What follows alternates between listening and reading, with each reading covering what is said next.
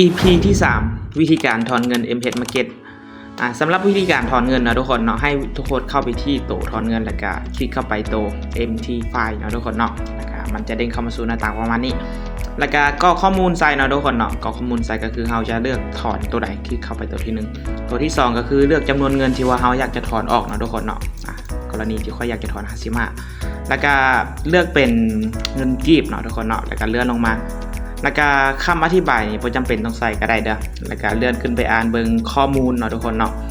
แล้วก็ใส่เป็น QR เนาะใส่เป็น QR แล้วก็เลขบัญชีธนาคารเนาะให้ใส่เป็นบัญชีกีบก็ได้เนาะเพราะมันจะให้เขาเลือกว่าเขาอยากจะใส่เป็นตัวใดแล้วก็ยืนยันเลยทุกคนเราทำแป๊บนึงเนาะยืนยันแล้วก็เราทำแป๊บนึงแล้วก็อ่านข้อมูลเด้อคนใดที่ว่ายังบ่ทันได้อ่านก็แนะนำให้อ่านก่อนเนาะแล้วก็ถ้าอ่านจบแล้วก็ยืนยันแล้วก็มากดทับรหัสนะทุกคนเนาะกดทับรหัสโอเคเดือนมาใส่โอเคแล้วมันจะส่งรหัสไปทางอีเมลนะทุกคนเนาะเราจะต้องเข้าไปในอีเมลของเราก็คืออีเมลตัวนี้นะทุกคนเนาะก็คืออีเมลตัวที่ว่าเราลงทะเบียนเนาะเราต้องเข้าไปในอีเมลตัวนั้นแล้วก็เลื่อนลงมาวันนึงเนาะปัดลงมาเนาะ